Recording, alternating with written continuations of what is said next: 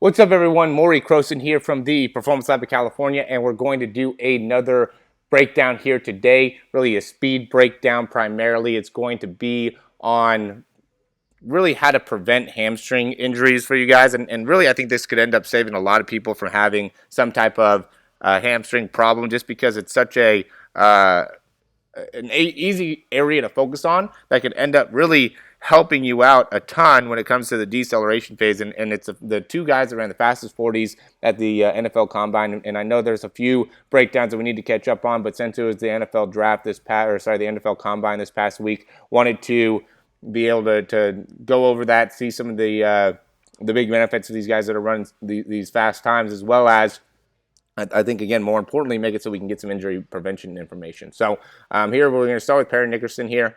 You can see what makes him a very fast sprinter, just like a lot of these guys, is that he's able to really do a great job of driving getting that knee height up to hip height, and then getting that extension. What's most important is when you get an extension with that knee, really being able to reach out in front of him. You can see with that left side especially, you could really reach out in front of him, really pull himself back there, which is exactly what you need to be able to do. The right side doesn't do as well. You could probably get a little bit more extension with that right leg and pull back a little bit better. He kind of goes straight down with that right leg. And now extension at that left, and does a good job of pulling back and getting his body back underneath him. He probably lands with his foot out a little bit in front of him there, but that's also all after he started kind of decelerating. But now we're going to get into what's really most critical here, which is, notice how when he's pushing off, how he pushes off and he gets full extension. See how he gets to that full triple extension within his legs as he's running. Now his body's kind of used to that, and it's a good distribution of force, which is why you're always promoting that triple extension. He does the same thing here where he gets into that triple extension off that right leg. Boom, boom, gets all the way through on that one. Then comes back to this left one here, and first notice how he adjusts his spine, right? So here he has the same kind of spine angle. He has really good, strong core all the way through. He's running through. He feels strong. Now on this one, he goes and starts to look up, kind of releases that core a little bit, and then when he pushes off with this left leg, he doesn't get as much of as strong of a push off, so he never gets back into that triple extension, which is where it all kind of goes down. So now he keeps that leg kind of locked in, and now it's when you could even see where he reacts, where he's kind of like, ooh, that hurt there, because as he's pushing off, he's really not maintaining those same mechanics. So what the point of the post is let's go in and see what's making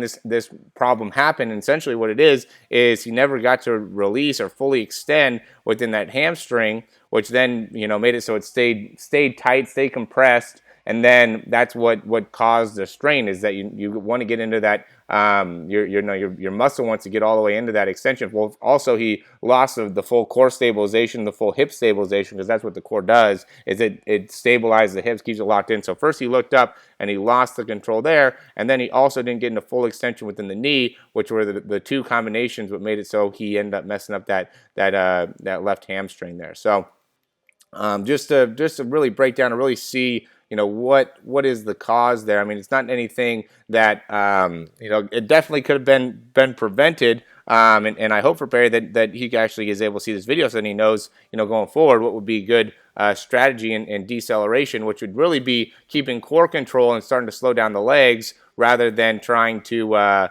losing core control first and then trying to slow down after that, right? So when we're going into any type of acceleration, deceleration, we really want to do a good job of controlling our overall core strength, okay? And you can see that he ends up going after and kind of, limping with that left hamstring. So that would be what to work on with Perry. Now we got Dante Jackson.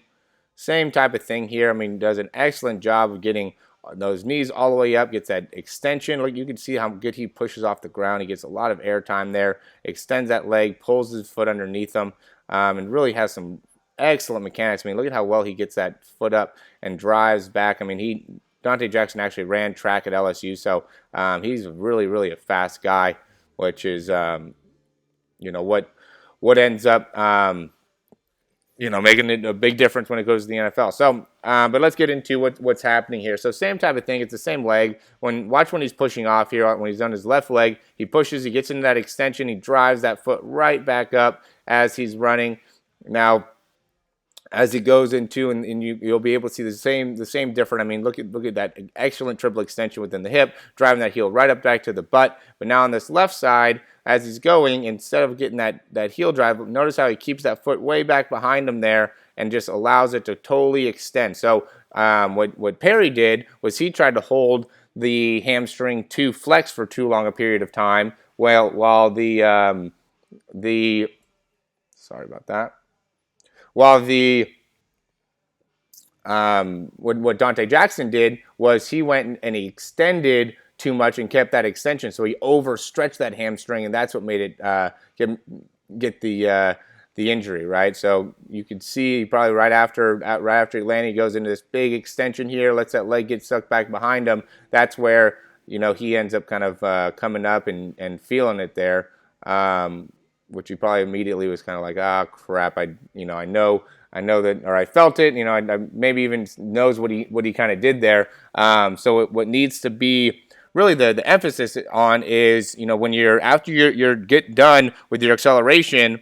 And I said this before, what you need to do is you need to maintain core stabilization, then try to, keep those feet underneath you as you're going through deceleration. You don't want to become too lax in your deceleration phase. So especially all the guys that are running, like the 60 meters, obviously 40-yard dash, 100-meter dash. After you get done with the race, you don't want to just kind of let that core extend, raise up with the shoulders, raise up with the spine, and make that your deceleration phase. Instead, what you really want to try to do is lower that center of gravity, keep that core locked on, and that will make it so you can help resist any type of hamstring problems, after sprinting at high speeds, and also even hamstring problems as you're trying to, decelerate, get out of a cut. If you're a football player, soccer player, make sure that you're really dropping those hips, bending those knees, and then able to move side to side from there, rather than, again, raising up with the spine. That's when a lot of times you end up having any type of hamstring problem, is when you raise up with the spine and don't have great range of motion there. So,